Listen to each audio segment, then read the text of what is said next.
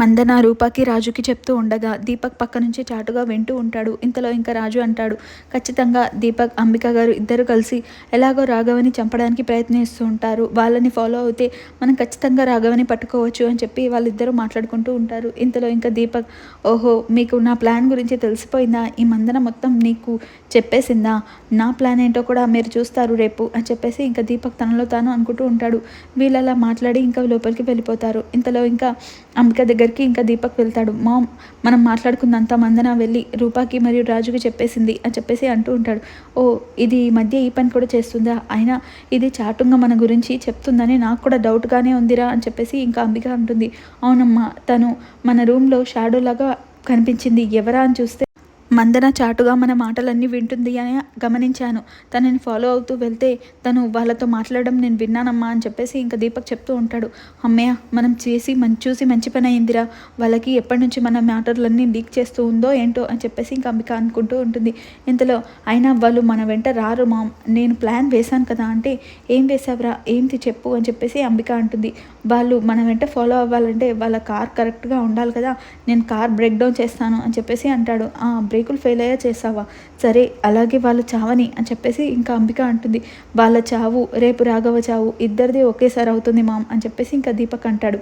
ఇంతలో ఇంకా వాళ్ళు అలా కార్లో వెళ్తూ ఉంటారు కదా, ఇంతలో ఇంకా వాళ్ళకి యాక్సిడెంట్ అవుతుంది. దీపక్ అంబిక ఇద్దరు మాట్లాడుకుంటూ ఉంటారు. ఒకే దెబ్బకి రెండు పిట్టలు, అమ్మయ్య చచ్చారు అని చెప్పేసి ఇంకా వాళ్ళు కార్లో యాక్సిడెంట్ అయి పడి ఉంటారు కదా, వాళ్ళని చూసి అటు నుంచి వెళ్ళిపోతూ ఉంటారు. ఇంతలో ఇంకా అప్పుడే రాజుకి మెలకు వస్తుంది. అమ్మాయి గారు లేవండి అని చెప్పేసి ఇంకా తనని లేపుతూ ఉంటాడు. ఇంతలో అసలు ఏమైంది, ఇలా యాక్సిడెంట్ అవ్వడం ఏంటి మనకి అని చెప్పేసి ఇంకా తనైతే లేస్తుంది. లేచా ముందు మీరైతే దిగండి అని చెప్పేసి అంటాడు. అన్నాక ఇంకా కారులో నుంచి అలా నెమ్మదిగా దిగుతూ ఉంటారు. ఇంకా ఇంతలో అమ్మాయి అలా కంగారు పడిపోతూ ఉంటుంది. అయ్యో, ఇప్పుడు వాళ్ళని ఫాలో అవ్వడం ఎలా, వాళ్ళని కనీసం ఎక్కడున్నారో ఏంటో కూడా తెలియదు కదా మనకి అని చెప్పేసి ఇంకా రూప అయితే అలా ఆలోచిస్తూ ఉంటుంది.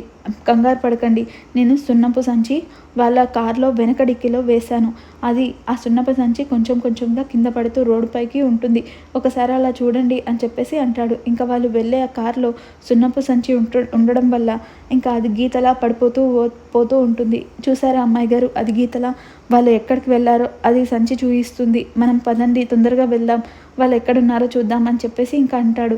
అలా ఆ సున్నమ సంచి అలా పడుతూ ఉంటుంది కదా, దాన్ని పట్టుకొని ఇంకా వాళ్ళు మెల్లగా లోపలికి వెళ్తూ ఉంటారు. ఇంతలో ఇంకా రాఘవ్ని కట్టేసిన చోటుకి వెళ్తారు. వెళ్ళాక అక్కడ దొంగలు ఉంటారు. వాళ్ళ దగ్గరికి వెళ్ళి అసలు రాఘవ ఎక్కడిరా అని చెప్పేసి అడుగుతూ ఉంటారు.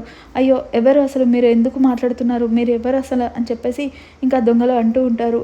రాఘవని ఎక్కడ దాచిపెట్టారో నిజం చెప్పండిరా అని చెప్పేసి ఇంకా ఈ దీపక్ అయితే వాళ్ళని గట్టిగా అడుగుతూ ఉంటాడు. ఇంతలో ఇంకా మాకు తెలియదు సార్, జీవన్ సార్ వచ్చి తీసుకెళ్లారు అని చెప్పేసి అంటాడు. అన్నాక అయ్యో, జీవన్ తీసుకెళ్ళాడా, షట్, అనవసరంగా మిస్ అయ్యామే అని చెప్పేసి ఇంకా వాళ్ళైతే దీపక్ మరియు అంబిక ఇద్దరు అక్కడి నుంచి వెళ్ళిపోతారు. ఇంతలో ఇంకా రూపారాజు వాళ్ళ ఇద్దరిని గమనించుకొని వచ్చి, అయ్యో, రాఘవన్ అయితే జీవన్ తీసుకెళ్ళాడు, మనం ఇప్పుడు వాళ్ళని ఎలా కనిపెట్టేది అని చెప్పేసి రూప అంటుంది. అన్నాక జీవన్ ఎలాగో జైల్లో ఉన్నాడు, తను ఖచ్చితంగా రాఘవని సేవ్ చేశాడు, మీరు కంగారు పడకండి అమ్మాయి గారు, ఫస్ట్ అయితే ఇంటికి వెళ్దాం పదండి, హాస్పిటల్ కన్నా వెళ్దాం అని చెప్పేసి అంటాడు. అన్నాక హాస్పిటల్కి ఏమీ వద్దు, ఇంటికి వెళ్ళి ఫస్ట్ ఎయిడ్ చేసుకుంటే సరిపోతుంది పదా అని చెప్పేసి ఇంకా అతనైతే ఇద్దరు కలిసి ఇంటికైతే వెళ్తూ ఉంటారు. ఇంతలో తెల్లవారుతుంది. ఇంకా గుడ్ మార్నింగ్ తమ్ముడు అని చెప్పేసి ఇంకా అంబిక అయితే అలా ప్రతాప్ని పలకరిస్తూ ఉంటుంది. తను అసలు పట్టించుకోకుండా తను హాల్లో కూర్చొని ఉంటాడు. ఇంకా తను అలా లోపలికి వెళ్ళిపోతుంది. చూసావారా, వాడు నన్ను గుడ్ మార్నింగ్ చెప్తే కూడా పట్టించుకోవడం లేదు అని చెప్పేసి అంటే, ఇంకా ఎంతసేపు మీ మామయ్య అంటావేంటమ్మా, మీ తమ్ముడు అని ఒక్కసారి కూడా అనవేంటి అని చెప్పేసి దీపక్ అంటాడు. ఇంతలో ఇంకా అలా రూప యాక్సిడెంట్ అవుతుంది కదా, తన ఇంట్లోకి రాగానే ఇంకా ప్రతాప్ కంగారు పడిపోతూ ఉంటాడు. అసలు ఏమైందమ్మా, ఏంటమ్మా ఇలా వచ్చావు అని చెప్పేసి చాలా కంగారు పడిపోతూ ఉంటాడు. ఇంతలో చిన్న యాక్సిడెంట్ అయ్యింది డాడ్ అని చెప్పేసి తను అంటుంది. అన్నాక తనని కూర్చోబెట్టి ఇంకా పద హాస్పిటల్కి వెళ్దామని చెప్పేసి అంటాడు. వద్దు డాడ్, ఫస్ట్ ఎయిడ్ చేసుకుంటే సరిపోతుంది అని చెప్పేసి తను అంటుంది. ఇంకా మందనని పిలిచి, మందన వెంటనే ఫస్ట్ ఎయిడ్ బాక్స్ తీసుకురా అని చెప్పేసి ఇంకా తనకి ఆయింట్మెంట్ రాస్తూ ఉంటాడు. వెంటనే తగ్గిపోతుందమ్మా, బాధపడుకో అని చెప్పేసి అంటూ ఉంటాడు. ఇంతలో బావగారు, మన ఇంటికి ఏదో కీడులా అనిపిస్తుంది, కొంచెం మనం హోమం చేపిస్తే సరిపోతుంది అనుకుంటా అని చెప్పేసి అంటుంది. అన్నాక సరే అని చెప్పేసి ఇంకా వెంటనే తెల్లారుజామున పంతులు వస్తాడు. రాగానే పంతులు, అసలు ఇంటికి దోషం పట్టినట్టు ఉంది, ఏ పనులు సరిగ్గా అవ్వడం లేదు, మాకెందుకో కీడులాగా అనిపిస్తుంది. ఒకసారి మీరు చెప్పండి, ఏం చేయాలో చెప్పండి అని చెప్పేసి ఇంకా పంతులకి అడుగుతూ ఉంటారు. ఇంతలో ఇంకా పంతులు చెప్తాడు, మీరు సీతారాముల పూజ చేస్తే, హోమం జరిపిస్తే చాలా బాగుంటుంది. అయినా ఒకసారి మీ అమ్మాయి గారి జాతకం చూద్దామని చెప్పేసి ఇంకా తన జాతకం అయితే చూస్తూ ఉంటాడు. ఈ జాతకంలో ఉన్నవారికి అడుగడుగునా దోషమే ఉంది. ఖచ్చితంగా ఈ అమ్మాయికి పూజ జరిపించాలి అని చెప్పేసి అంటాడు. అన్నాక సరే పంతులు గారు, రేపే జరిపిద్దామని చెప్పేసి ప్రతాప్ అంటాడు. కానీ ఈ అమ్మాయి కూర్చోకూడదు, ఈ అమ్మాయి తల్లిదండ్రులు కూర్చొని హోమం జరిపిస్తే ఈ అమ్మాయికి చాలా మంచిది అని చెప్పేసి పంతులు అనడంతో ఇంకా ప్రతాప్ ఆలోచిస్తూ ఉంటాడు. ఆయన విరూపాక్షని ఇప్పుడు పిలిచి పూజ చేయించాలా అని చెప్పేసి ఆలోచిస్తూ ఉంటాడు. ఇంతలో ఇంకా అంబిక అంటుంది, దానికైతే వీల్లేదు, అమ్మగారు లేరు కదా అని చెప్పేసి అంటుంది. అన్నాక ఇంతలో అవును, మా ప్రతాప్ సార్ అయితే పూజ జరిపించరు అని చెప్పేసి అంటాడు. అన్నాక సరే, నాకు నా కూతురు గురించి నేను ఏం చేయడానికైనా రెడీగా ఉంటాను. నా కూతురు గురించి నాకెంత బాధ్యత ఉందో తన తల్లికి అంతే బాధ్యత ఉంటుంది. తన తల్లి పూజ చేస్తుంది, మేమిద్దరం కలిసి పూజ చేస్తాం. నా కూతురు గురించి నేను ఏం చేయడానికైనా రెడీగా ఉంటాను అని చెప్పేసి ఇంకా ప్రతాప్ అంటాడు.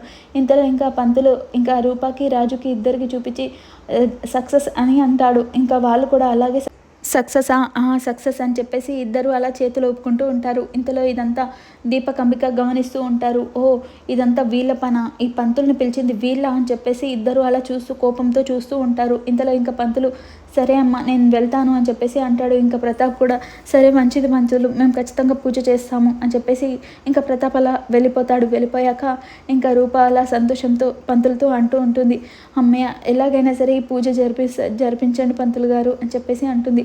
మీకే నేను థ్యాంక్స్ చెప్పాలమ్మా, నాకు ఇంత మంచి పని ఇచ్చినందుకు అని చెప్పేసి ఇంకా పంతులు అంటాడు. ఇంతలో ఇంకా రూప రాజు ఇద్దరు ఒకరినొకరు చూసి అలా మురిసిపోతూ ఉంటారు. ఇది ఇవాల్టి ఎపిసోడ్. మరి రేపు ఏం జరగబోతుందో తెలుసుకుందాం. Thank you for watching.